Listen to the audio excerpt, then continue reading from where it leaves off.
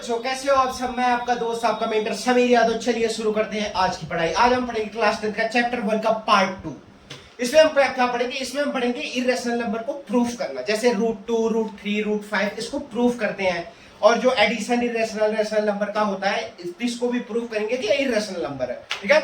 और इसके साथ हम एक्सरसाइज 1.2 को कवर करेंगे, एक भी क्वेश्चन नहीं छोड़ेंगे, और एक्सरसाइज एग्जांपल जो होते हैं एनसीईआरटी का वो भी कवर करेंगे, ठीक है।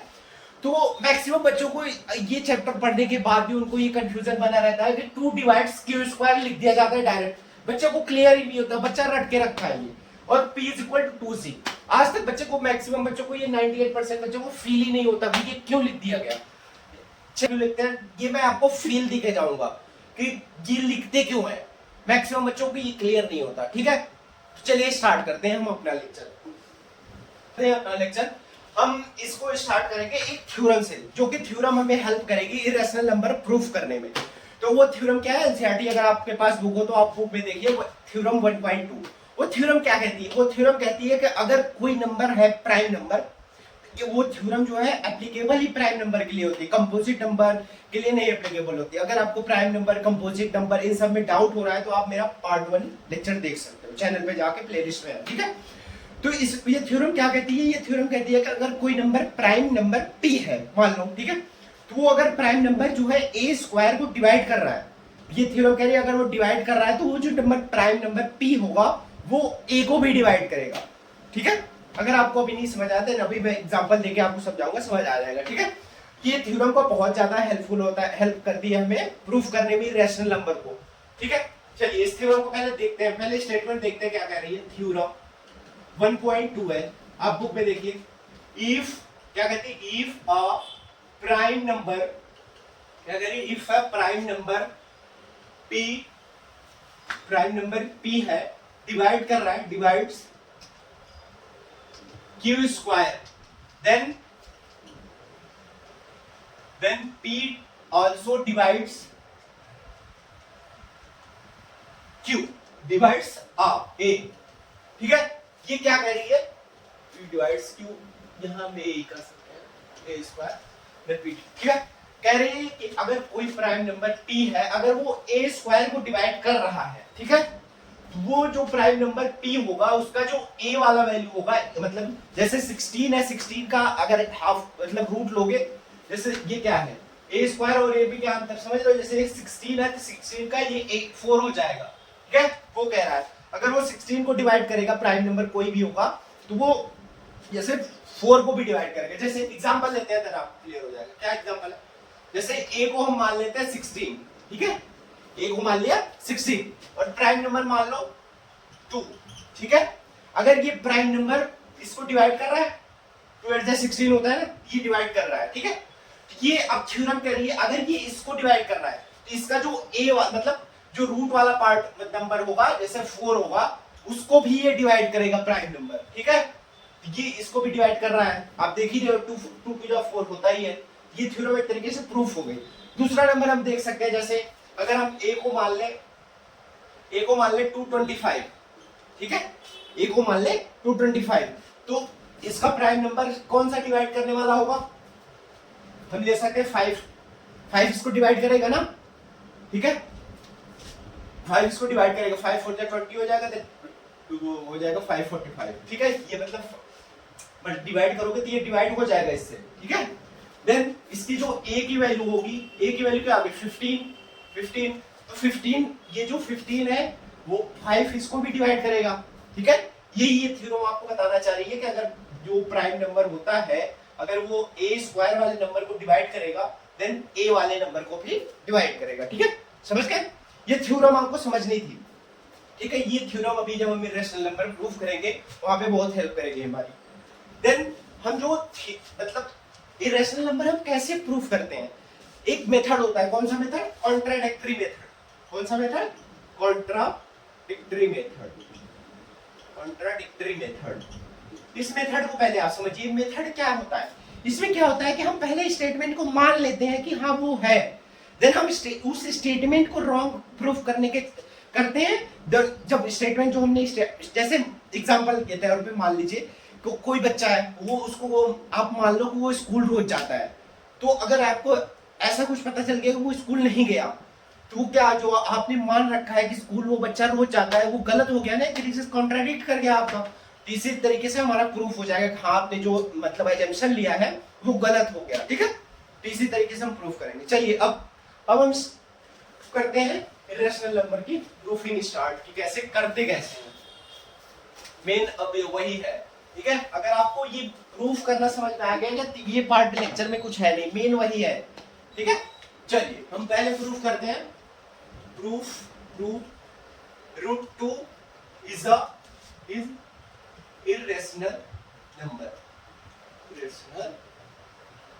नंबर, ठीक है। ये क्वेश्चन है। देखिए पहले हम क्या करेंगे, अब देखो समझो इसमें पहले हम करेंगे क्या, पहले हम इसको मान लेंगे रेशनल नंबर है ये। तो रेशनल नंबर का प्रॉपर्टीज क्या होता है, रेशनल नंबर को हम पी बाई क्यू के फॉर्म में लिख सकते हैं, ठीक है। अगर आपको ये नहीं, ये तो आई थिंक क्लियर होता है। रेशनल नंबर क्या होता है, रेशनल नंबर वो होता है जिसको हम पी बाई क्यू के फॉर्म में राइट डाउन कर सकते हैं। अगर हमने इसको मान लिया रेशनल नंबर, तो इसको हम पी बाई क्यू फॉर्म में लिख लेंगे, ठीक है, जहां पे q is not equal to 0 होता है। ये तो रेशनल नंबर की डेफिनेशन है, ठीक। तो फिर हम चलिए करते हैं, उसके बाद आपको तभी बताता हूं, ठीक है। Let root 2 is a rational number, ठीक है। चलिए ठीक है, हमने मान लिया रेशनल नंबर है। तो अब क्या होगा, इसकी वजह से हम क्या कर सकते हैं, root 2 is equal to P by Q. क्यों, क्योंकि हमने मान लिया ना ये रेशनल नंबर है, तो हम इसको पी बाई क्यू के फॉर्म में राइट डाउन कर सकते हैं, ठीक है। और जहां पे q is not equal to 0 होना चाहिए, ये कंडीशन होती है रेशनल नंबर की, ठीक। और देखिए फिर स्कूल या मतलब मैक्सिमम बच्चे यही डायरेक्ट राइट डाउन कर लेंगे, p एंड q आर को प्राइम, ठीक है। लेकिन ये क्यों लिख दिया ये तो अगर हम मैक्सिमम बच्चों से पूछोगे उनको पता ही नहीं होता, ये वो डायरेक्ट ही लिख देते हैं, बस लिख देते हैं। क्यों लिख दिया, क्योंकि हम जो फ्रैक्शन करते हैं, जब हम फ्रैक्शन नंबर का कैलकुलेशन करते हैं तो उसको हम सिंपलर फॉर्म में कैलकुलेट करते हैं, ठीक है। इसीलिए ये को प्राइम में ही आ जाता है। जैसे फ्रैक्शन नंबर है 8 बाई 16, ठीक है। तो हम इस फॉर्म में जब कैलकुलेशन करते हैं तो हम सिंपलर फॉर्म में लेके कैलकुलेशन करते हैं। जैसे लीजिए इसका अगर हम कैलकुलेशन करेंगे तो इसको कट कर देंगे, ये हो जाएगा 4 2 जा 8, देन 4 4 16, देन 1 एंड 2। अब इस फॉर्म को यूज करते हैं हम कैलकुलेशन में, ठीक है। यहाँ पे यही यूज किया गया है। तो जो सिंपलर फॉर्म में कैलकुलेशन में हम यूज करते हैं तो वो दोनों नंबर को प्राइम हो जाते हैं, उन दोनों का फैक्टर, अगर फैक्टर होगा तो वो और भी सिंप्लीफाई हो जाएगा ना। यहाँ अगर यहाँ होता तो ये सिंप्लीफाई करते, इसीलिए हम ये को प्राइम लिखते हैं। समझ में आया, ठीक। ये किसी को, बहुत बच्चों को नहीं क्लियर होता कि ये को प्राइम क्यों लिख दिया इसको, ठीक है। अब आपको आई थिंक क्लियर हो गया होगा कि क्योंकि हम सिंपलर फॉर्म में कैलकुलेशन करते हैं, इसीलिए हम मतलब ये को प्राइम लिखते हैं कि ये p और q जो है को प्राइम है, ठीक। अब को प्राइम का मतलब क्या होता है ये भी तो पता होना चाहिए। हमने जब माना है पता तो होना चाहिए। इसका को प्राइम का मतलब होता है हैविंग only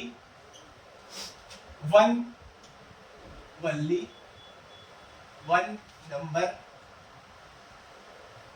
as factor, ठीक है। ये कह रहा है कि only वन, एक ही नंबर होगा जो उसका फैक्टर होगा। वो कौन सा नंबर, वो भी वन ही होगा, बस वन, और कोई नंबर नहीं होगा, उसका फैक्टर खाली वन है, ठीक है। तो हमने ये एक तरीके से स्टेटमेंट मान लिया कि जो ये दो नंबर है इनका फैक्टर बस वन है, एक ही नंबर है इनका फैक्टर, ठीक है, और कोई फैक्टर नहीं है इसका। अब इसी चीज को हम गलत प्रूफ करेंगे, क्योंकि हमने पहले मान लिया जैसे इनको p बाई q के फॉर्म में मान लिया, हमने मान लिया है कि हाँ इनका फैक्टर है। तब अगर हमने ये प्रूफ कर दिया कि इसका एक से ज्यादा कोई फैक्टर है तो ये हमारा एजम्पशन रॉन्ग हो जाएगा। समझ आई? अगर हमने प्रूफ कर दिया कि ये वन से मतलब वन जो है इसका फैक्टर है, लेकिन अगर वन से अलावा कोई नंबर फैक्टर निकल जाता है तो हमारा एजम्पशन रॉन्ग हो गया, ठीक है। चलिए ठीक है, इसके बाद क्या करना है, अब स्क्वायरिंग कर देते हैं। स्क्वायरिंग ऑन बोथ साइड, ठीक है। देखो क्या करेंगे, ये 2 हो जाएगा, स्क्वायर कर देंगे तो ये p स्क्वायर, ये समझ आ रहा है ना, मतलब स्क्वायरिंग कर दिया ये, ठीक है। ठीक, अब देखो अब क्या करेंगे, देन 2q स्क्वायर की तरफ शिफ्ट कर देंगे, p स्क्वायर जो है ठीक है। अब ये देखो, ये इक्वेशन हो गई 1, ठीक है, यहां मान लो। अब देख, अब आपको फील दिलाता हूं कि मैं ये हम लिख क्यों देते हैं, q डिवाइड्स मतलब जो लिखते हैं 2 divides p square then 2 divides p, क्यों लिखते हैं ये, क्यों लिखते हैं हमने। देखो अब जैसे ये p स्क्वायर है, ठीक है, p square is equal to है 2q स्क्वायर, ठीक है, ये आप समझो, ये बहुत इंपॉर्टेंट है। अगर ये फील लेना आपको, मैं फील दिलाऊंगा अभी। देखो 2 स्क्वायर है, ठीक है, ठीक। तो देखो यहां पे आप कुछ भी मान लो, q की वैल्यू मान लो, कुछ भी मान लो, 2 मान लो, 2 मान लिया, ये 2 क्या हो जाएगा, 2 2 4 हो जाएगा, देन ये 4 into 2 8 हो जाएगा, हो जाएगा कि नहीं, हो गया, ठीक है। क्या हुआ, 8 आया, 8 जो है 2 से डिवाइड होता है कि नहीं, होता है ना, होता है। ये जो p, ये तो p की वैल्यू आ गई ना, p की वैल्यू, ये p की वैल्यू आ गई एक तरीके से। तो ये जो 2 है ये p से डिवाइड होगा, कुछ भी वैल्यू ले लो आप, यहाँ पे कुछ भी वैल्यू ले लो, मान लो 4 ले लिया, तो 4 4 16 हो जाएगा, 2 p square is equal to हो गया 32। तो देखो जो भी नंबर आएगा आप वो, ये p की वैल्यू आ गई एक्चुअल में, तो कोई भी ऐसा नंबर आएगा ही नहीं जो कि 2 से ना डिवाइड हो। तो वैल्यू देखोगे तो आप, इसीलिए हम लिख रहे हैं, क्योंकि देखो जो वैल्यू रख के देखोगे तो वही वैल्यू आएगी जो 2 से डिवाइड होगी, ठीक है। इसीलिए हम यहाँ पे लिख देते हैं ऐसे करके, फिर p स्क्वायर डिवाइडेड बाय 2, तो इसीलिए हम लिख देंगे 2 डिवाइड्स q स्क्वायर। समझ आया कि नहीं ये चीज, ये फील मैंने अगर आपको देखो, मतलब ये q स्क्वायर की वैल्यू कुछ भी रख के देखो ना, जैसे यहाँ 3 रखोगे, 3 3 9 हो जाएगा, 9 to 18, कुछ भी देखो 18 आया तो 18 भी 2 से डिवाइड होगा, कुछ भी रख लो, 5 रखोगे, 5 5 25 हो जाएगा, देन 2 50 वो भी 2 से डिवाइड होगा। इसीलिए हम लिखते हैं 2 डिवाइड्स q स्क्वायर, ठीक है, सॉरी 2 डिवाइड्स p स्क्वायर, ठीक है। मतलब ये वैल्यू आ गई ना 2 की, कोई भी वैल्यू जब देखो वही आ रही थी, इसीलिए हम लिखते हैं ये, मतलब 2 डिवाइड्स p स्क्वायर। समझ आया इतना, ठीक। अब सो एंड आल्सो लिखते हैं, also 2 divides p bye theorem, जो अभी हमने थ्योरम पढ़ी थी ना, उसमें देखो ये प्राइम नंबर है, प्राइम नंबर अगर p स्क्वायर को डिवाइड करता है तो 2 जो है p को डिवाइड करता है। यहाँ अगर आप डायरेक्ट थ्योरम लिख दोगे तो आपको, मतलब बाय थ्योरम में डायरेक्ट लिख सकते हो या लिख सकते हो थ्योरम को। थ्योरम क्या थी, if a prime number p divides q square then p also divides p ही लिख लो, या तो जैसे अगर आप स्टेटमेंट वही लिखना हो तो a स्क्वायर लिख लो, या तो बुक का एकदम लिखना हो लाइन टू लाइन, ठीक है, ठीक, इतना समझ आया। अब इसके बाद क्या करते हैं, p is equal to 2c लिख लेते हैं। ये भी नहीं क्लियर होता बच्चों को क्यों लिख दिया गया, बस ऐसे लिख लेते हैं। देखो इसे देखिए p is equal to 2c है, तो इसमें देखिए अब आपको ये फील करना है कि ये p is equal to 2c लिखा क्यों गया है। यहाँ क्या लिखा है, 2 डिवाइड्स p, तो आप एक पहले नंबर देखिए जो 2 से डिवाइड होता है, जैसे 2 ही हो गया, 2 से डिवाइड होता है कि नहीं, 4 हो गया, 8 हो गया, 6 हो गया, 10 हो गया, 20 हो गया, ठीक है, ये नंबर जो सारे। तो इनमें क्या देखिए, इनमें क्या कॉमन है, ये अगर जैसे एक तरीके से 2 पहले 4 को देखिए, तो इसमें क्या है, एक तरीके से ऐसे ये लिख सकते हैं कि नहीं, 2 into 2, ठीक है। ये जो ये c है, ये c यही है, मतलब जो 2 से नंबर डिवाइड हो रहा है, सारे जो नंबर्स 2 से डिवाइड होने वाले होते हैं उसमें 2 का मस्ट मल्टीपल होता है और एक कोई इंटीजर होता है, समझे, 2 का उसमें मल्टीपल होगा और एक कोई इंटीजर होगा। जैसे 20 का देख लो, 20 का एक 2 होगा, देन उसके बाद 10 होगा, समझे। जैसे ये अगर तुम्हें ये 2 का समझना है, देखो इसमें भी एक तरीके से कह सकते हैं ना, 2 है देन इनटू 1 है, ये 1c हो गया, समझे। कोई भी 2 का नंबर होगा जो डिवाइड करने वाला, उसमें एक c मतलब इंटीजर लगा ही होगा, तभी वो आएगा, इसीलिए हमने ये चीज लिखी। अब क्लियर हो गई आपको, समझे। क्योंकि जो ये सारे जैसे 8 को देखो तो इसमें क्या है, 2 into 4, इसमें एक इंटीजर लगा ही है तभी ये आया, और तभी ये तो नंबर सारे जानते हैं ये 2 से डिवाइड हो रहा है, तो इसीलिए हम ये लिखते हैं p is equal to 2c। समझ आ गया? ठीक, ये फील लेना था और ये बस, और कुछ नहीं है। अब तो बस राइट डाउन करना है और कुछ है ही नहीं। तो क्या अब क्या करेंगे? बाय पुटिंग, अब क्या करेंगे? By putting equation 2 on equation 1, equation 2 को इक्वेशन 1 में पुट कर दो। क्या है? b is equal to 2c। तो यहाँ 2 की स्क्वायर हो जाएगा, ये 2 से वहां जाएगा तो हो जाएगा 4c का स्क्वायर, और ये 2 कट करेगा, k इज इक्वल टू हो जाएगा देन 2c का स्क्वायर। अब देखो फिर वही कंडीशन आ गई है, ये कंडीशन आ गई कि नहीं? फिर देखो ऐसे लिख सकते हो नहीं, c square is equal to q square by 2। ठीक है, यही देखो बन गया। अभी यही सेम कंडीशन यहाँ पे भी हो गई, जैसे यहाँ थी ये वाली, वही यहाँ पे अगर तुम वैल्यू रख के देखोगे तो फिर वही वैल्यू आएगी। समझे? जैसे यहाँ पे देखो p की वैल्यू तुम दे रहे थे ना, तो यहाँ देखो अगर q की वैल्यू निकालो, कुछ भी निकालो, c का वैल्यू कुछ भी ले लो, 1 ले लो, तो क्या हो जाएगा? 2 1 क्या आ जाएगा? 2। तो 2 से डिवाइड हो रहा है कि नहीं? देखो अगर यहाँ 2, मतलब समझे कि नहीं यार, ये समझना बहुत जरूरी है। देखो q square is equal to क्या है? 2c square. ठीक है, देखो यहाँ c की तो कुछ भी c एक इंटीजर ही है ना, कुछ भी इंटीजर ले लो। मान लो तुमने ले लिया 2, तो 2 क्या हो जाएगा? 2 का स्क्वायर 4 होता है, 4 2 जा 8। ये देखो q स्क्वायर की वैल्यू आ गई 8। तो जो q स्क्वायर की वैल्यू है वो 2 से डिवाइड है कि नहीं? ये देखो जो नंबर आ रहा है ये 2 से डिवाइड हो रहा है। समझे? इसीलिए हम ये नंबर लिख रहे हैं। ठीक है, इसीलिए हम लिखेंगे अब 2 divides q square, also 2 divides q। ठीक है, बाय थ्योरम, यहाँ थ्योरम लिखते बाय थ्योरम। ठीक है, हो जाए? स्क्रीन में दिख रहा है नहीं? यहाँ देखो 2 divides q square, also 2 divides q। ठीक है, इतना समझ आ गया? यही देखो बस मेन इतना ही समझना था। अब इसके बाद अब तो राइट डाउन खाली करना है। ठीक है, इसको नोट डाउन कर लो आप, देन मैं इसका आगे का स्टेटमेंट लिख देता हूँ। ठीक है, ठीक है, अगर नहीं फील हुआ, अभी थोड़ा कम फील हुआ होगा, तभी रुको मैं नेक्स्ट भी करूंगा ना, रूट 3 को भी, तब और ज्यादा फील होगा आपको। रूट 5 भी करूंगा, सारा कुछ करके जाऊंगा आपके लिए। देखो क्या है, हम कहाँ पहुंच गए थे? हाँ देखो हमने क्या अब प्रूफ कर लिया, उसमें हमने एक तरीके से प्रूफ कर दिया कि जो है 2 जो है p को भी डिवाइड कर रहा है और q को भी डिवाइड कर रहा है। तो मतलब क्या हो गया? जो 2 है वो p और q का फैक्टर हो गया एक तरीके से ना। इट मीन्स, ऐसे लिखेंगे फिर, it means 2 is factor of p and q।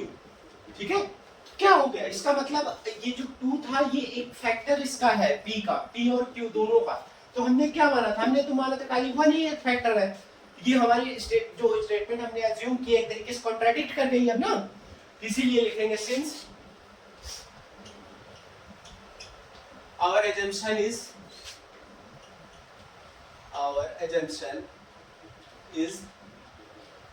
contradicting, hence root 2 is irrational number। समझ आया? समझ आया कि नहीं? अगर नहीं समझ आया तो रुको, अभी देखो मैं अगला बताता हूँ रूट 3 को भी ना, तब समझ आ जाएगा, ज्यादा एकदम क्लियर हो जाएगा। फिर थोड़ा बहुत हो सकता है डाउट हो आपको, देन रुको ना अगला देखते हैं उसके बाद। ठीक है, चलो नोट डाउन कर लो इसको। ये स्टेटमेंट ही सब वर्क होता है, मतलब आपको सब कुछ लिखना पड़ेगा, देन मार्क्स मिलता है, क्योंकि मैथ में क्या होता है स्टेप मार्किंग होती है। ठीक है, चलो राइट डाउन कर लो।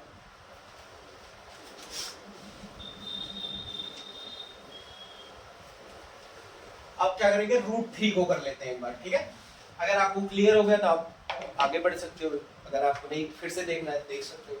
सेम ऐसे ही करूंगा जैसे रूट 2 किया मैंने, रूट 3 कि पहले क्या करेंगे? एज्यूम करेंगे, लेट, इसको थोड़ा जल्दी करेंगे, let root 3 is a rational number. ठीक है, रेशनल नंबर। सो फिर उसकी वजह से क्या कर सकते हैं, √3 is equal to P by Q, ठीक है, where Q is not equal to 0 होगा और P and Q are coprime. समझाओ ये कोप्राइम क्यों लिखा, समझ आया कि नहीं? क्यों लिखा है, क्योंकि सिर्फ हमें जैसे देखो हम सिंपलर फॉर्म में फ्रैक्शन, जैसे कुछ भी फ्रैक्शन होता है, जैसे मान लो 20/10 है, हम इसको इस फॉर्म में कैलकुलेशन नहीं करते, हम कैलकुलेशन किस फॉर्म करते हैं, एकदम सिंपलर फॉर्म में, जैसे ये 10 कट जाएगा 2/1, इस फॉर्म में हम कैलकुलेशन करते हैं, कभी भी मतलब कैलकुलेशन करनी हो इस फॉर्म में कैलकुलेशन करते हैं, इसीलिए ये हम लिखते हैं P and Q are coprime, ठीक है। इसका मतलब हो गया it has one as factor,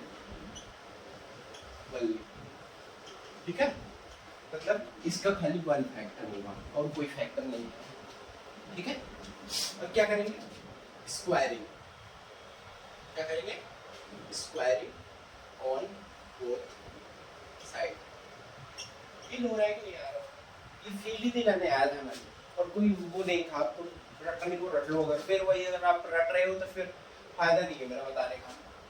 अगर नहीं समझ आ रहा होगा तो उसको 2-3 बार देखना, देन आपको क्लियर हो जाएगा वो क्या रहा है, ठीक है। तो इसका क्या हो जाएगा, ये स्क्वायर करने के बाद 3 हो जाएगा, ये P स्क्वायर बाई Q, ठीक है। देन इसके बाद क्या करेंगे, Q, then 3Q square is equal to P square हो जाएगा, और Q square is equal to P square by 3। ये हमारी इक्वेशन 1 बन गई, ठीक है। देखो फिर यहाँ फिर चलाता हूँ, देखो जैसे हम P स्क्वायर की वैल्यू ले लें कुछ भी, जैसे P square is equal to क्या है, 3Q स्क्वायर है, ठीक है, ये है। तो अगर हम Q स्क्वायर की कुछ भी वैल्यू ले लें, कुछ भी ले लो, 2 ले लो, 2 लिया, ज़्यादा लेनी ज़्यादा ले लो, जैसे 4 लेनी है, 4 क्या हो जाएगा, 4 का स्क्वायर करोगे 16, 16 into 3 48, P square is equal to क्या बना 48, ये जो 48 है 3 से डिवाइड होता है कि नहीं, बताओ खुद ही चेक कर लो, 3 से ये डिवाइड होता है, जैसे 3 बन 3 हो जाएगा और ये 60 हो जाएगा, समझे, समझ आई। दूसरी वैल्यू जैसे मान लो यहाँ ले लो, तुम ले लो यहाँ पे 2 ले लो, तो ये 2 को स्क्वायर क्या हो जाएगा 4, 4 3 जा 12, 12 वाला P स्क्वायर की वैल्यू हो गई 12, तो ये 12 जो है 3 से डिवाइड होता है कि मतलब होता है ना, 3 4 जा 12 होता है ना। तो देखो इसीलिए हम लिखते हैं 3 divides Q, 3 divides Q, 3 divides P square, also 3 divides, clear हुआ कि नहीं, P by Q, ठीक है। अब तो शायद क्लियर हो गया होगा ये चीज, ठीक है। ये मैक्सिमम बच्चों को नहीं क्लियर होता कि लिख क्यों रहे हैं, ठीक है, लिख देते हैं डायरेक्ट खाली 3 डिवाइड्स P स्क्वायर, बस वो लिख देंगे, उनको पता ही नहीं होता हुआ क्यों। देखो फिर क्या करेंगे, P is equal to 3C। अब यहाँ कैसे चेक करेंगे, 3 का कुछ भी मल्टीपल लो, जैसे 3 लो, 24 लो, 30 लो, इसमें देखो क्या है, ये नंबर अगर हम इसको डिवाइड करें, देखो 3 into 8 हो गया, 3 into 10, ये क्या है, ये एक इंटीजर, ये ना देखो वही है ये, मतलब जैसे ये 3 का ही ले लो, 3 into 1, यहाँ भी एक इंटीजर ही है, इसीलिए हम जो मतलब 3 से जो नंबर डिवाइड होता है उसमें 3 into का एक इंटीजर लगा ही होता है, इसीलिए हम ये देखते हैं, क्लियर है। अच्छा अब तो क्लियर हो गया होगा, ठीक है। फिर एक आप क्या करेंगे, बाय पुटिंग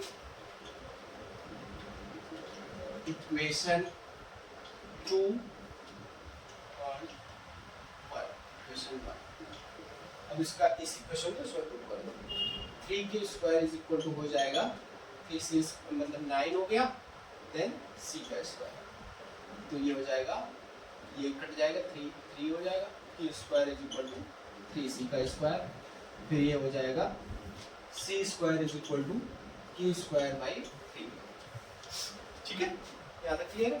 अब वो राइट डाउन कर लो जैसे इसमें कर रहे हैं, 3 divides Q square, 3 divides P Q Q है आल्सो यहाँ लिख लो बाय थ्योरम यहाँ लिख।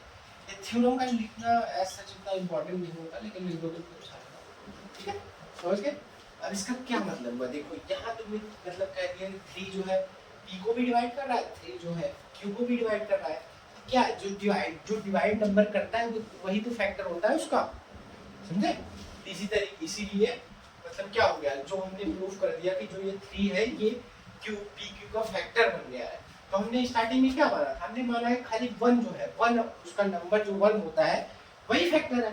तो हमारा एजम्पशन गलत हो गया ना हमने अब तो ये 3 भी कर दिया है यहाँ नीचे इसीलिए मींस लिखेंगे means 3 is a factor of p and q। ठीक है मतलब p and q since our assumption जो मैंने माना है इस कंट्राडिक्टिंग। ठीक है कंट्राडिक्टिंग hence √3 is a irrational number। समझ आया नहीं है इसमें देखो यही दोनों स्टेप समझ लेते हैं मेन यही होता है यही बच्चों को क्लियर नहीं होता बस वो राइट डाउन कर लेते हैं हाँ चलो ये हो गया बस। ठीक है अब आई थिंक आपको फील हो गया होगा कि हो क्या रहा है और क्यों कर रहे हैं और कैसे हो रहा है सारा कुछ। यहाँ मैंने को प्राइम का भी बता दिया ये मतलब बता दिया कि ये 3 दोनों का फैक्टर हो गया देन इसीलिए आपकी स्टेटमेंट कंट्राडिक्ट कर गई इसीलिए 3 जो है इरेशनल नंबर। समझ आ गया चलो नोट डाउन करो इसको।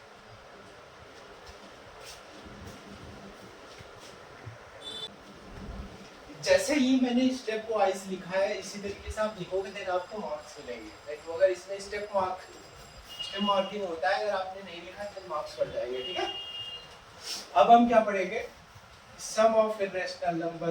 अगर हम इरेशनल और रेशनल नंबर को सम करते हैं तो वो कौन सा नंबर बनता है।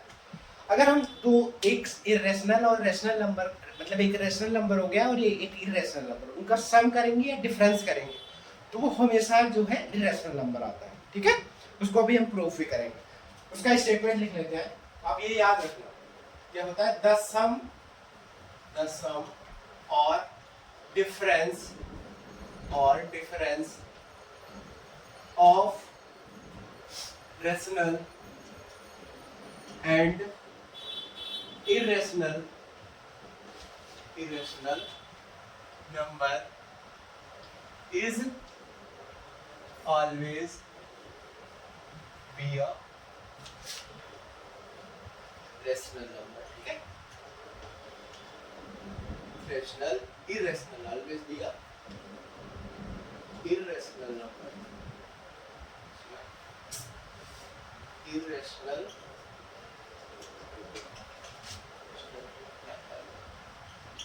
क्या कह रहा है ये जो सम होता है इरेशनल या रेशनल नंबर का जैसे रेशनल नंबर होगा या इरेशनल नंबर उसका जो सम होगा वो हमेशा या सम होगा या डिफरेंस होगा वो हमेशा इरेशनल नंबर आएगा। जैसे एग्जांपल आपकी बुक में दिया है क्या दिया है 5 माइनस √3 कह रहा है इसको प्रूफ करो proof 5 minus √3 is a irrational number. ठीक है इसको प्रूफ करना है। तो देखो ये स्टेटमेंट यही कह रही है ना कि मतलब जो रेशनल नंबर या इरेशनल नंबर का सम होगा या डिफरेंस होगा वो हमेशा इरेशनल नंबर ही आता है। इसको हम प्रूफ करते हैं। देखिए इसको क्या करेंगे let 5 minus √3 is a rational. हम वही कंट्राडिक्टरी वाला मेथड लगाएंगे इसमें भी। ठीक है क्या करेंगे इसको रेशनल नंबर मान लेते हैं। ठीक है रेशनल नंबर। ठीक है इसको रेशनल नंबर आपने मान लिया क्या कर सकते हैं हम 5 minus √3 is equal to p by q को फॉर्म में लिख सकते हैं अगर हमने रेशनल नंबर मान लिया। अब क्या करेंगे रीअरेंज करेंगे इधर से उधर देखिए 5 माइनस इधर इसको इधर ले आएंगे इस इक्वेशन को p माइनस q बन जाएगा और इधर क्या है √3। ठीक है तो देखो इसमें अब हुआ क्या है ये 5 भी क्या है रेशनल नंबर 5 तो रेशनल नंबर होता है ना समझ रहे हो कैसे मतलब 5 को हम लिख सकते हैं ना p बाई q के फॉर्म में ऐसे इसलिए रेशनल नंबर है और ये p बाई q तो इंटीजर है ही आपने माना ही है। तो क्या हुआ, जो इधर का ये सारे क्या है, रेशनल नंबर हो गया, और ये क्या हो गया, ये इरेशनल नंबर हो गया। रेशनल नंबर कैसे, हमको पता नहीं है, मतलब हमने अभी प्रूफ किया ना, मतलब कि √3 जो होता है इरेशनल नंबर होता है, इसी वजह से। ठीक है, तो इसको हम स्टेटमेंट वाइज पहले लिखेंगे, देन हम प्रूफ करेंगे, हेंस लिख के लिखते हैं ना, कैसे लिखेंगे देखो, लिखोगे 5 minus p by q is a rational number while √3 is a irrational number। ठीक है, मतलब जो ये था irrational नंबर हो गया, जबकि ये जो है irrational नंबर है। ठीक है, thus it contradicts our assumption। जो हमने assumption माना है वो contradict हो गया इसकी वजह से, समझे? फिर वही लिखेंगे, hence ये लिखना बहुत जरूरी है, ये नहीं कि आपने खाली प्रूफ कर दिया, देन आपने ये स्टेटमेंट नहीं लिखा तो आपको मार्क्स मिल जाएगा, पूरा मार्क्स नहीं मिलेगा, ये लिखना जरूरी होता है। ठीक है, hence जो ये क्या है, 5 minus √3 is a irrational proof हो गया। समझ आया? मेन देखो इसमें यही था कि √3 √2 को प्रूफ करना है रेशनल, और सारा तो इसी तरीके से है, जितना भी अभी आपका क्वेश्चन है सबको ऐसे पहले मानोगे, देन वो इरेशनल में बाद में प्रूफ हो जाएगा। ठीक है, समझ आया? चलिए ठीक है, अब हम पढ़ेंगे प्रोडक्ट जो होता है रेशनल और इरेशनल नंबर का, उसमें नॉन जीरो का आता है। रुको पहले देख लो, पहले इसका एग्जांपल देख लेते हैं, देन हम स्टेटमेंट लिखेंगे। क्या आपके बुक में है 3√5, कह रहा है इसको प्रूफ करो, प्रूफ इरेशनल नंबर, इसको इरेशनल नंबर प्रूफ करना है। ठीक है, तो कैसे करेंगे, वो ऐसे ही जैसे सब में करते, देखो पहले इसको लेट मान लो, let 3√5 is a 3√5 is a rational number, rational number. अब रेशनल नंबर हमने मान लिया, देन क्या कर सकते हैं, शो, मतलब तब उसके बाद लिख सकते हैं √355 is equal to p by q। फिर क्या करते हैं, रीअरेंज कर लो, √5 इज इक्वल टू हो जाएगा p by 3q।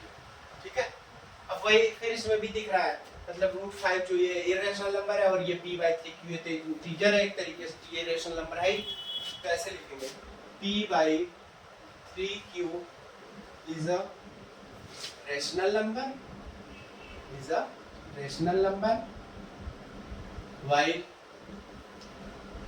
√5 is a irrational number। ठीक है, irrational number। ठीक है,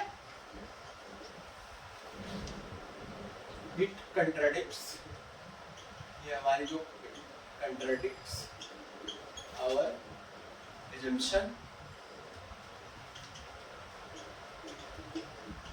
hence जो क्या है 3√5 is a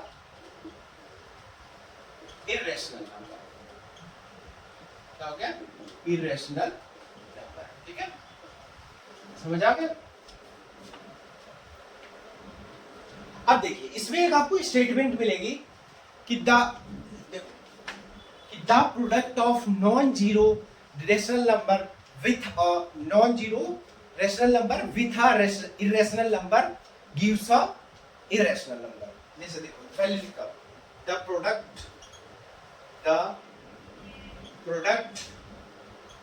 ऑफ, क्या बोला, the product of non zero rational number,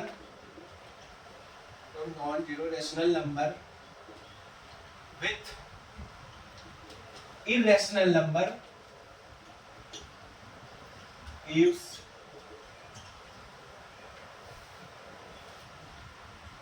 irrational number। समझ आया स्टेटमेंट? क्या कह रहा है, the product of non zero, non zero मतलब जो जीरो नहीं होता। ठीक है, जीरो को छोड़ के, जैसे 1 2 3 4, कुछ उस रेशनल नंबर अगर क्या होगा, प्रोडक्ट होगा इरेशनल नंबर से। जैसे ये देखिए, ये नॉन जीरो था, अगर ये इरेशनल नंबर से प्रोडक्ट होगा, इसका जो मतलब रिजल्ट आएगा वो क्या होगा, इरेशनल नंबर। अगर ये नॉन जीरो हटा दे, मतलब जीरो आ जाए, जीरो अगर इरेशनल नंबर से प्रोडक्ट हुआ, जैसे 0√5, ये क्या होगा, 0√5 प्रोडक्ट हुआ, क्या होगा मतलब इसका आंसर क्या होगा, इसका जो आंसर आएगा वो रेशनल होगा कि इरेशनल होगा, बताइए, समझ आया क्या होगा, कमेंट करना जो अगर पहले देखने से पहले, ठीक है। तो इसका जो जब हम मल्टीप्लिकेशन कराते हैं, जीरो से किसी नंबर से मल्टीप्लिकेशन क्या होता है, जीरो हो जाता है, ये आ जाएगा जीरो। और जीरो क्या है, रेशनल नंबर होता है कि नहीं, इरेशनल नंबर होता है। तब अगर ये क्लियर नहीं है तो जीरो तो रेशनल नंबर होता है ना, जीरो को हम क्या करते हैं, जीरो को लिख सकते हैं ना ऐसे, 0/2 कुछ भी लिख सकते हैं, इस p/q की फॉर्म में मतलब जीरो लिख सकते हैं, इसलिए जीरो जो होता है रेशनल नंबर होता है। अगर आपको नहीं पता तो मतलब पार्ट 1 अगर आपने देखा होगा तो उसमें तो मैंने क्लासिफिकेशन जो बताया था उसमें था जीरो, देन उसके बाद डिवाइड हुआ था, ठीक है। चलिए ठीक, इसके बाद हम पढ़ेंगे एक्सरसाइज, क्या पढ़ेंगे, एक्सरसाइज के क्वेश्चन।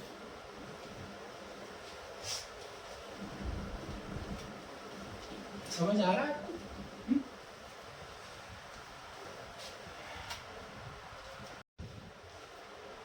हेलो बच्चों, कैसे हो आप सब, मैं आपका दोस्त आपका मेंटर समीर यादव। चलिए शुरू करते हैं आज की पढ़ाई।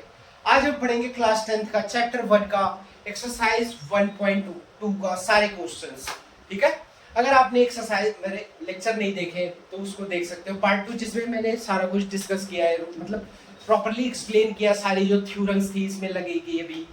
तो अगर आपको वो सब नहीं क्लियर है तो आप कर सकते हो, अगर आपको डायरेक्ट एक्सरसाइज देखना है तो आप मूव ऑन कर सकते हो, ठीक है। चलिए हम डिस्कस करते हैं exercise 1.2।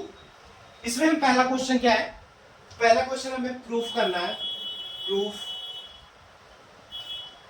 √5 is a irrational number. हमें प्रूफ करना है कि √5 क्या है, इरेशनल नंबर है, ठीक है, ये प्रूफ करना है।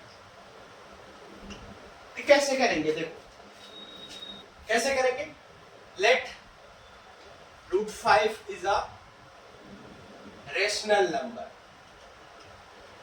√5 क्या है, रेशनल नंबर है, ठीक है। अब इसके बाद फिर हम क्या कर सकते हैं, हम इसको लिख सकते हैं √5 is equal to p/q, क्योंकि जो रेशनल नंबर होता है उसको हम p/q के फॉर्म में लिख सकते हैं। क्योंकि अगर ये लेक्चर ना सेपरेट भी जाता है, इसलिए मैं थोड़ा डिटेल में अब बताऊं, क्योंकि जो पार्ट अगर आपने सीक्वेंस में ही देख रहे होगे, पार्ट मतलब स्टार्टिंग से देखा होगा तो आपको ये थोड़ा यहाँ के ये एक्सरसाइज 1.2 करके एक अलग सा लेक्चर भी डालना होता है, क्योंकि जो कुछ बच्चे होते हैं उनको खाली एक्सरसाइज 1.2 ही चाहिए होता है, इसलिए, ठीक है। इसमें भी थोड़ा सा मैं बताऊंगा कि बच्चों को, क्योंकि मैंने पहले ही बता चुका है √2 √3 ये कैसे प्रूफ करते हैं। अगर आपको वो सब भी देखना है तो आप मेरे लेक्चर प्लेलिस्ट में जाके देख सकते हो। इसमें हम क्या करेंगे, ठीक है, क्या होता है, q is not equal to 0, ये क्या है, रेशनल नंबर की कंडीशन होती है। और क्या है, p and q are coprime. ये मैक्सिमम बच्चों को क्लियर नहीं होता, ये क्यों लिख दिया जाता है, p and q are coprime. हम क्यों लिख देते हैं कोप्राइम, क्योंकि जैसे हम कैलकुलेशन जो करते हैं, हम सिंपलर फॉर्म, फ्रैक्शन के सिंपलर फॉर्म में कैलकुलेशन की जाती है, इसलिए हम ये लिखते हैं कोप्राइम। जैसे 8/60, 8 मान लीजिए 20 है, ठीक है।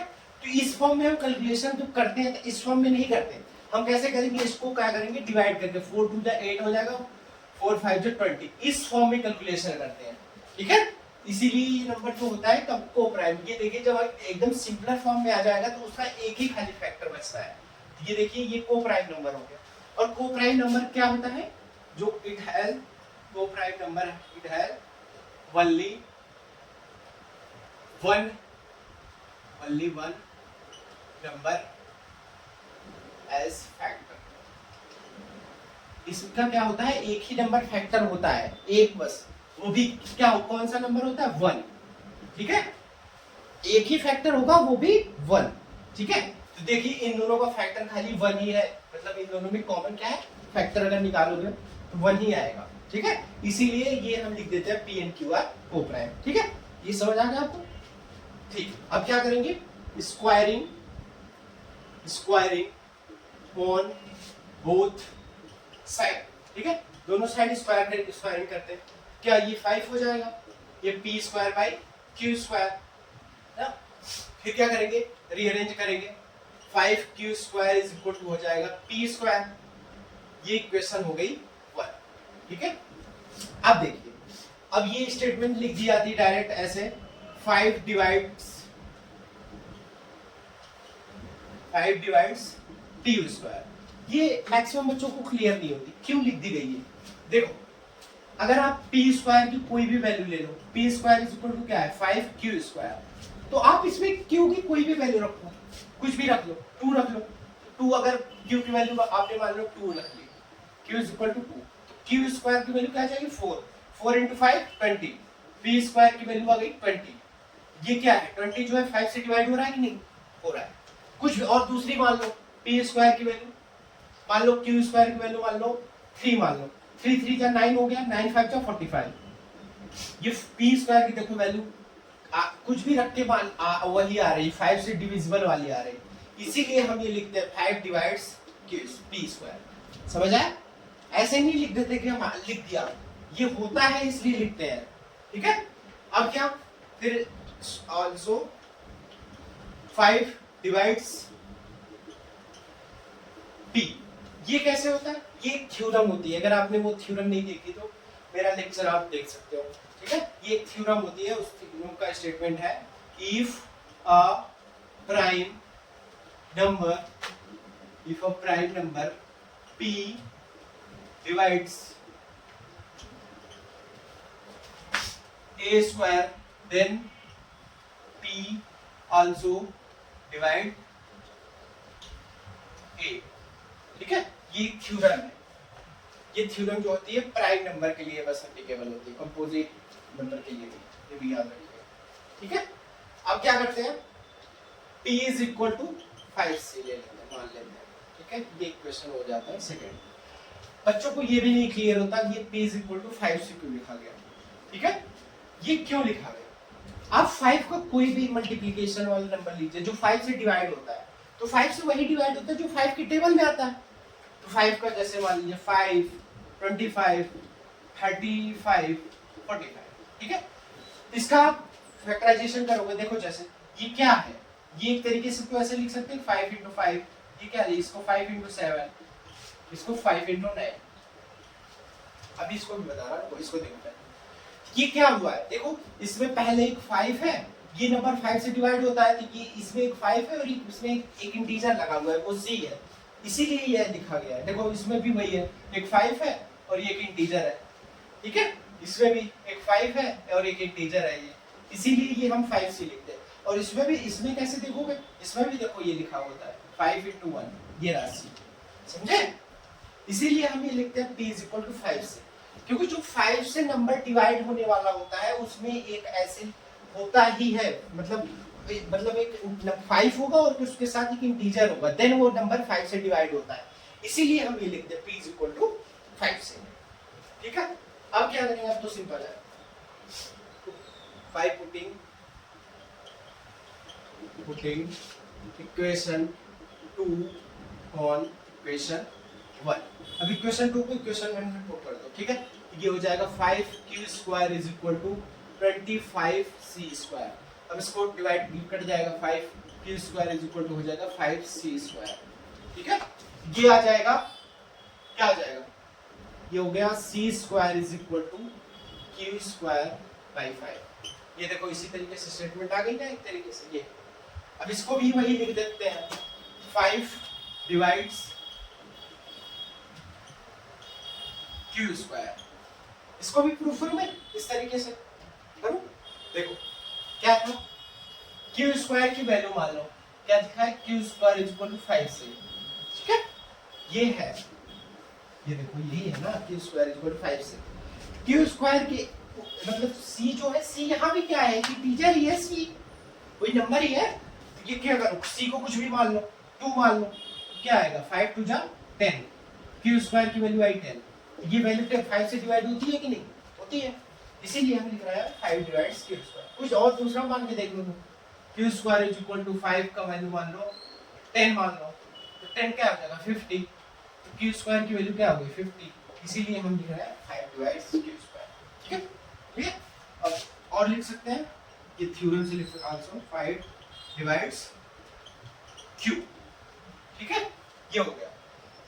अब देखो, अब हमने पहले क्या माना था कि ये जो है p और q, खाली p और q के एक ही फैक्टर है, वो भी 1।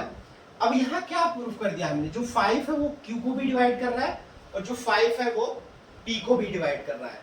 तो इससे क्या प्रूफ हो गया कि ये जो 5 है ये p और q का एक फैक्टर और है।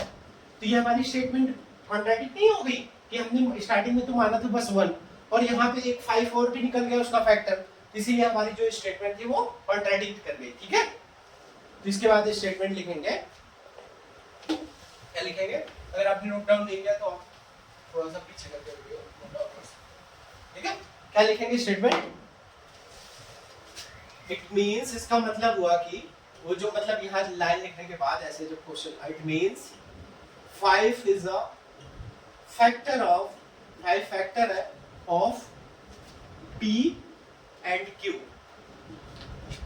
while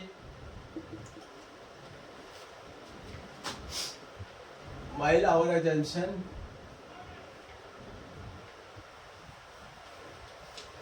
since our assumption is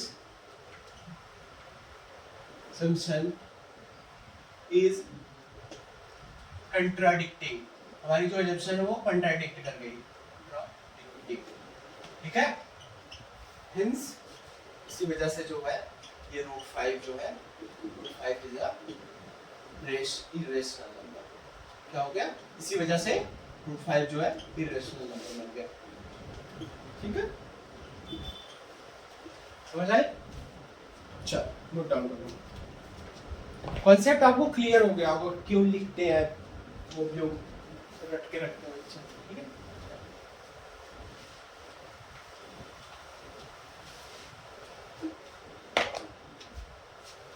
question 2 क्या है, proof that 3 + 2√5 is irrational number. इसको इरेशनल नंबर प्रूफ करना है। ठीक है, तो कैसे करेंगे, देखो इसमें भी वही क्या करेंगे, पहले हम लेट कर लेंगे, लेट 3 +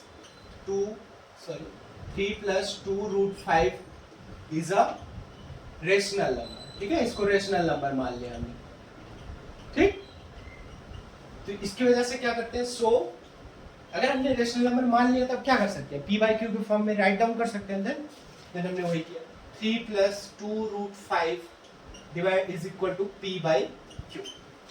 अब इसको रीअरेंज करेंगे, देखो ये 3 जब उधर जाएगा माइनस में हो जाएगा, 2√5 is equal to p/q minus में q, माइनस में सॉरी 3। ठीक है, इसको सॉल्व करोगे तो ये बन जाएगा 2√5 is equal to p minus 3q, ये क्रॉस मल्टीप्लिकेशन बाई q। ठीक है, इतना समझे? फिर अब क्या होगा, √5 is equal to p minus 3q by 2q। ठीक है, तो ये क्या हुआ, ये भी देखो एक रैशनल, ये रैशनल नंबर है, दिख रहा है कि नहीं? ये तो देखो ये दोनों इंटीजर ही है, ये भी, ये दोनों इंटीजर, ये q p की ये तो इंटीजर ही था, तो एक तरीके से ये रैशनल नंबर हो गया। ये क्या हो गया, ये रैशनल नंबर, रैशनल नंबर। और ये क्या है, ये इरेशनल नंबर। अभी प्रूफ किया हमने। इसी वजह से क्या हुआ, हमारा जो अजम्पशन था वो गलत हो गया। LHS और RHS इक्वल होना चाहिए ना, ठीक है? इसी वजह से लिखेंगे, ऐसे लिखेंगे इसका statement, p minus 3q by 2q is a rational number while √5 is a irrational number. Thus, our assumption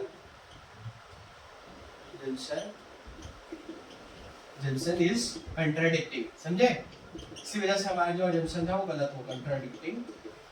Hence, क्या है, 3 + 2√5 is a irrational number. समझा? मेन देखो इसमें यही प्रूफ, मतलब तुम्हें सीखना क्या था, 3√5 तो अगर वो आ गया तो मेरी ये सब चीज क्लियर हो जाएगी। खाली थोड़ा स्टेटमेंट ये लिखने आना चाहिए और ये मतलब सॉल्व करने का तो आता ही होगा टेन को। ठीक है, चलो नोट डाउन कर लो इसको। थर्ड क्वेश्चन, इसमें 1/√2 को इरेशनल नंबर प्रूव करना है। इसको 1/√2, थर्ड क्वेश्चन का फर्स्ट पार्ट है 1/√2 को इरेशनल नंबर प्रूव करना। ठीक है, इसमें भी क्या करेंगे, इसमें लेट कर लेंगे 1/√2 इज अ रेशनल नंबर। ठीक है, इसको मान लिया हमने रेशनल नंबर।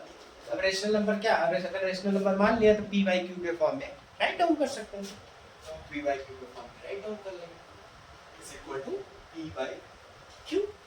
अब इसको सॉल्व करो, ये क्या बन जाएगा, अगर ये इधर जाएगा, देखो ये मल्टीप्लिकेशन हमने करा, ये इधर ही चला गया, ये इधर आ गया, देन इधर ये √2। ठीक है, अब देखो, अब ये क्या है, ये q/p क्या है, रेशनल नंबर है, और ये क्या है, इरेशनल नंबर आ गया, तो हमारा जो अजम्पशन है वो गलत हो गया। इसीलिए लिखेंगे q/p is a rational number, rational number, while √2 is a irrational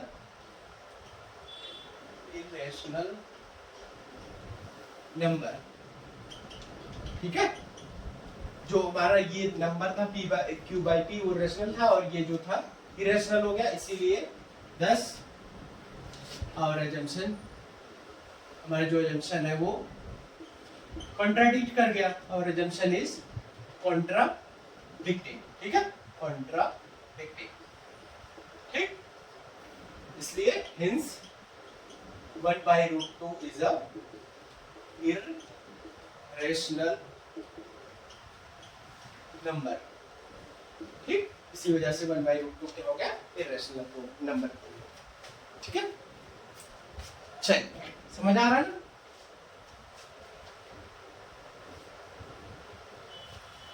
अब नेक्स्ट क्वेश्चन क्या है, इसी का सेकंड पार्ट, मतलब थर्ड क्वेश्चन का 7√5 कह रहा है 7√5 को आप प्रूफ करो कि ये इरेशनल नंबर। कैसे करेंगे, इसमें भी सेम वही स्टेटमेंट सारे में एक तरीके से खाली है। Let 7√5 is a rational number, अपने रेशनल नंबर मान लिया। ठीक है, क्या होगा 7√5, सो ऐसे लिख के लिखेंगे, सो √5 सॉरी क्या हो गया, p/q के फॉर्म में आ जाएगा, और ये मल्टीप्लिकेशन होकर उधर चला जाएगा, p हो जाएगा √5 इज इक्वल टू p/q 7। ठीक है, ये बन गया, ये हो गया इरेशनल नंबर, ये हो गया रेशनल नंबर। फिर वही स्टेटमेंट लिखेंगे p/7q is a rational number, while √5 is a irrational number. Thus, our assumption, जो हमारा assumption था, assumption is contradicting। ठीक है, हमारा assumption जो है गलत हो गया। Hence 7√5 is a irrational number।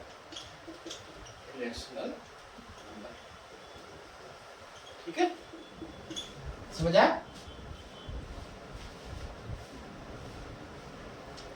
अब लास्ट क्वेश्चन क्या कह रहा है इसका, 6 + √2 है, इसको इरेशनल नंबर प्रूफ करना है, 6 + √2। फिर क्या करेंगे, इसको भी लेट कर लेंगे, सेम वही करना है, 6 + √2 इज अ रेशनल नंबर। ठीक है, इसको हमने मान लिया रेशनल नंबर। फिर क्या कर सकते हैं, सो 6 + 2√2 इज इक्वल टू p/q, ये हो जाएगा √2 - p/q माइनस में 6। ठीक है, ये बन गया स्टेटमेंट। फिर इसको ऐसे लिख लो, p/q - 6 is a rational number. ठीक है, ये लिखना है ना, the origin is contradicting, sense ये हो जाएगा 6 plus 2 root 2 is a irrational number. ठीक है, समझ गए? चलिए, इसी के साथ खत्म होता है हमारे चैप्टर 1 का लेक्चर। मिलते हैं किसी और नए लेक्चर में, तब तक के लिए जय हिंद।